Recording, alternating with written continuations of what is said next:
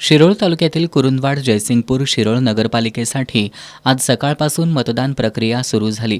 जयसिंगपूर नगरपालिकेच्या नगराध्यक्ष पदासाठी 5 आणि नगरसेवक पदाच्या 26 जागेसाठी 83 उमेदवार निवडणूक रिंगणात आहेत। या ठिकाणी नगराध्यक्ष पदासाठी राजर्षी शाहू आघाडीचे संजय पाटील यड्रावकर विरोधी जयसिंगपूर विकास आघाडीचे सुदर्शन कदम यांच्यात लढत होतीये। आज सकाळपासून मतदान केंद्रावर सकाळपासूनच मतदारांची गर्दी होती। दुपारी 1:30 पर्यंत 31.18% मतदान झालं होतं। सायंकाळनंतर काही मतदान केंद्रांवर मतदानासाठी गर्दी झाली होती, त्यामुळे या ठिकाणी उशिरापर्यंत मतदान सुरू होतं। कुरुंदवाड नगरपालिका निवडणुकीत नगराध्यक्ष पदासाठी 4 आणि नगरसेवक पदाच्या 20 जागेसाठी 62 उमेदवार रिंगणात आहेत।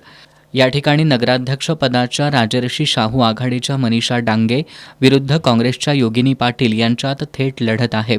आज सकाळपासून उमेदवार, त्यांचे प्रतिनिधी, समर्थकांनी मतदान केंद्रावर गर्दी केली होती।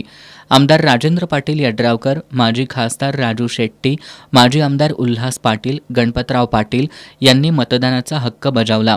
दरम्यान आमदार यड्रावकर यांनी मतदान केंद्रांना भेटी देऊन शिरोळ, कुरुंदवाड, जयसिंगपूरमध्ये राजर्षी शाहू विकास आघाडीचे उमेदवार निवडून येणार असल्याचा दावा केला। राजश्री शाहू विकास आघाडीच्या सर्व 21 नगराध्यक्षांच्या सकट सगळे उमेदवार हे प्रचंड मताने विजयी होते। असं एकंदरीत सकाळपासून चाललेलं मतदान आणि लोकांच्यातनं उत्स्फूर्तता आणि लोकांच्या एकदा नजरेकडे बघितलं की लोकांचं काय कल आहे हे लोकांचा हे कळत असतो।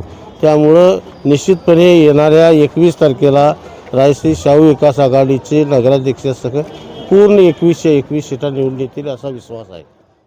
नेत्यांसह उमेदवारांनी आपलाच विजय होणार असल्याचा दावा केला असला तरी खरं चित्र निकाला दिवशीच म्हणजेच 21 डिसेंबरलाच स्पष्ट होणार आहे।